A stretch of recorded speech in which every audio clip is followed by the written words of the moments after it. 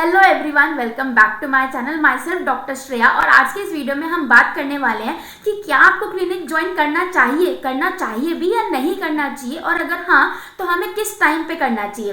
तो ये वीडियो है स्पेशली बैचलर्स वाले स्टूडेंट के लिए, यानी कि जो बीपीटी का कोर्स परस्यू कर रहे हैं। क्योंकि जब हम बैचलर्स में होते हैं तब हमारे दिमाग में बड़ी चुल होती है, बड़ा कीड़ा होता है कि भाई हम कहीं से अपना क्लिनिकल एक्सपीरियंस ले, कहीं पे इंटर्नशिप करें, सीखें।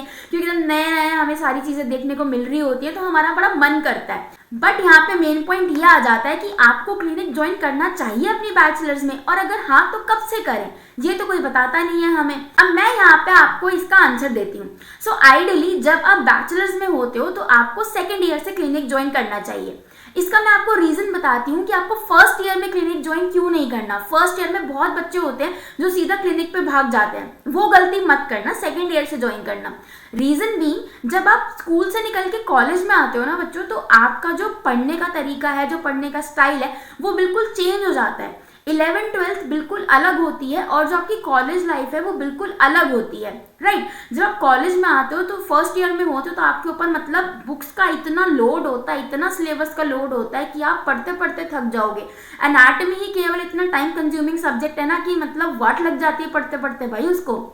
दूसरा रीजन ये रहता है कि जब आप फर्स्ट ईयर में होते हो तो आपको कुछ नहीं पता इस ह्यूमन बॉडी के बारे में, फिजियोलॉजी के बारे में, एनाटॉमी के बारे में, बायोकेमिस्ट्री के बारे में कोई आइडिया नहीं है।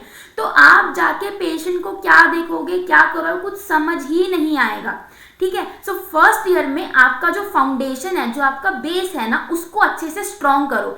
एनाटॉमी, फिजियोलॉजी, ये दो ऐसे सब्जेक्ट्स है ना, ये आप चाहे पीएचडी भी करोगे ना फिजियोथेरेपी में, आपके वहां तक भी ये चलते रहेंगे।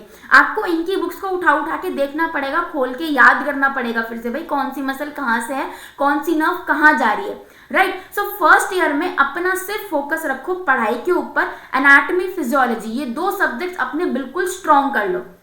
अब बात आती है सेकेंड ईयर के ऊपर। सो सेकेंड ईयर से आप क्लिनिक ज्वाइन कर सकते हो, ठीक है। वहां पे आपको ऑब्वियसली जो क्लिनिक के ओनर होंगे वो भी थेरेपिस्ट ही होंगे, सो वो आपको अलाउ नहीं करेंगे पेशेंट्स को टच करने के लिए। You can be there as an observer, आप ऑब्जर्व कर सकते हो, बट आप पेशेंट को टच या ट्रीट नहीं कर सकते हो, ठीक है। सो वहां पे आप जा सकते हो। सेकेंड ईयर में आपके जो सब्जेक्ट्स जैसे एक्सरसाइज थेरेपी, इलेक्ट्रोथेरेपी, ये सब भी ऐड हो जाते हैं, प्लस इनका प्रैक्टिकल भी स्टार्ट हो जाता है। सो क्लिनिक जाने से ना आपको इनका प्रैक्टिकल एप्लीकेशन भी देखने को मिल जाता है डिफरेंट कंडीशंस में। So it is a good idea अगर आप सेकेंड ईयर से स्टार्ट कर लेते हो। बट अगर आपको सेकेंड ईयर बहुत ज़्यादा जल्दी लगता है कि नहीं यार ये तो बहुत ही जल्दी हो गया, अभी तो मेरे बेसिक्स भी क्लियर नहीं है, तो आप थर्ड ईयर से भी ज्वाइन कर सकते हो क्लिनिक। अब मैं बताती हूँ क्लिनिक ज्वाइन करने के फायदे और नुकसान क्या क्या होते हैं। क्योंकि जब आप कोई चीज़ कर रहे होते हो ना तो आपको उसका अच्छा बुरा सब पता होना चाहिए। क्योंकि आफ्टर ऑल आप अभी बैचलर्स में हो, ठीक है, आपको और भी 36,000 काम है, आपको सिर्फ पढ़ाई का काम तो नहीं है ना। सो इसलिए इस चीज़ का क्या फ़ायदा है, क्या नुकसान है, उसके बारे में आपको डिटेल में यहाँ बताती हूँ। अब देखो, इसके फायदे की बात करें, इसके प्रॉस की बात करें तो बहुत ही अच्छा रहता है जब आप क्लिनिक ज्वाइन करते हो।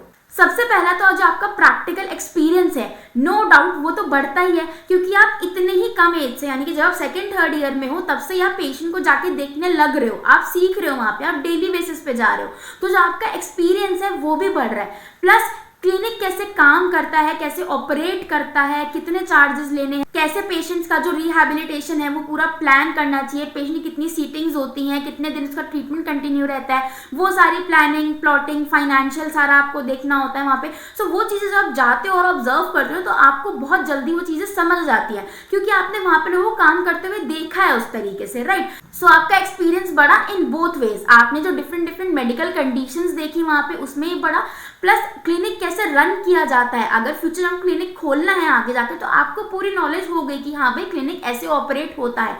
सो आपको दोनों चीज़ों का फायदा मिलता है यहाँ पे। तीसरा यहाँ पे जिसका फायदा रहता है वो रहता है आपके नेटवर्क्स बनते हैं। सो आप जब किसी भी क्लिनिकल सेटिंग पे जाते हो तो वहाँ पे थेरेपिस्ट होते हैं, प्लस कुछ पेशेंट्स भी ऐसे होते हैं जिनके ना आपसे डायरेक्टली लिंक हो जाते हैं। सो आप वहाँ से ना पेशेंट की होम विजिट भी ले सकते हो, प्लस आप एक थेरेपिस्ट के साथ भी डायरेक्ट कॉन्टैक्ट में होते हो। सो अगर आप वहाँ पे अपना अच्छा बिहेवियर शो करते हो, बहुत ओबीडियंट, सिंसियर रहते हो, अपना काम अच्छे से करते हो, सो वो भी आपको कहीं ना कहीं आगे रेफर कर सकते हैं। आगे इन द सेंस कभी आपको इंटर्नशिप करनी है, आपकी जॉब अपॉर्चुनिटीज के लिए, रिसर्च के लिए, आगे बहुत सारी चीजें आती हैं जहाँ पे आपको नेटवर्किंग का इंपॉर्टेंस पता चलती है, राइट। सो ये चीजें आपके लिए बहुत जरूरी हो जाती हैं। एंड लास्ट पॉइंट यहाँ पे रहता है कि यहाँ पे आप पेशेंट से इंटरैक्ट तो एटलीस्ट कर ही सकते हो, है ना। आप पेशेंट को ट्रीट ही तो नहीं कर सकते, बट आप उनकी बेसिक हिस्ट्री लेना, उनसे पूछना, ये सब आपकी जो कम्युनिकेशन स्किल्स है ना, ये आपकी वहाँ पे इंप्रूव होती है। आपको पता चलता है कि मुझे पेशेंट से कैसे बात करनी है, किन वर्ड्स का यूज करना है, किन वर्ड्स का यूज नहीं करना, मुझे कैसे उन्हें कन्विंस करना है। कई पेशेंट्स को हमें साइकोलॉजिकल काउंसलिंग भी देनी पड़ती है कई बार, क्योंकि वो इतने परेशान होते हैं, है ना। तो आप वो भी चीज धीरे धीरे सीख जाते हो जब आप क्लिनिक पे रेगुलर जाने लग जाते हो। अब क्लिनिक की सारी हमने अच्छी बातें यहाँ पे कर ली, बट अब इसके कॉन्स क्या हैं। सबसे पहली जो आपको यहाँ पे प्रॉब्लम फेस होगी वो होगी टाइम मैनेजमेंट की, क्योंकि आपको कॉलेज भी जाना है, आपको कॉलेज की भी पढ़ाई करनी है, वहाँ की भी असाइनमेंट्स करने हैं, प्लस आपकी पर्सनल लाइफ तो है ही, वो भी चल रही है, फिर आपको ऊपर से क्लिनिक को भी टाइम देना है। सो मतलब इतनी सारी चीजें आपको मैनेज करके चलना इज वेरी हेक्टिक। कई लोग नहीं कर पाते ये, है ना। सो आपको उस चीज के लिए अपने हिसाब से देखना होगा कि भैया मुझ में इतनी पोटेंशियल है, क्या मैं ये कर सकता हूँ या मैं ये कर सकती हूँ।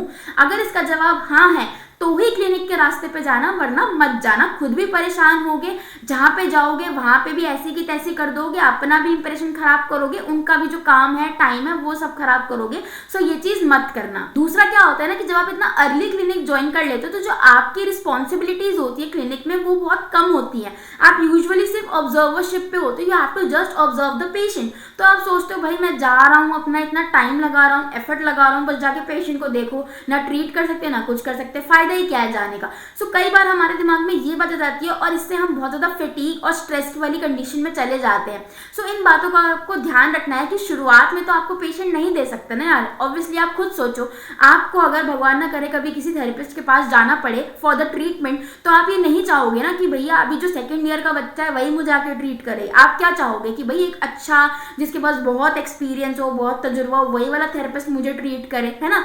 सो same goes with everyone. So इसलिए आपको अभी इस स्टेज पे तो सिर्फ पेशेंट को ऑब्जर्व ही करना पड़ेगा। This is all about this video. अगर आपको कोई और भी डाउट है रिलेटेड टू क्लिनिक या फिजियोथेरेपी से रिलेटेड, कोई भी आपको क्वेरी है या कोई चीज नहीं समझ आ रही है, तो आप मुझे कमेंट्स में जरूर बता सकते हो। मैं उसके बारे में भी एक वीडियो जरूर लेके आऊंगी। Till then like, share and subscribe to my channel. Thank you.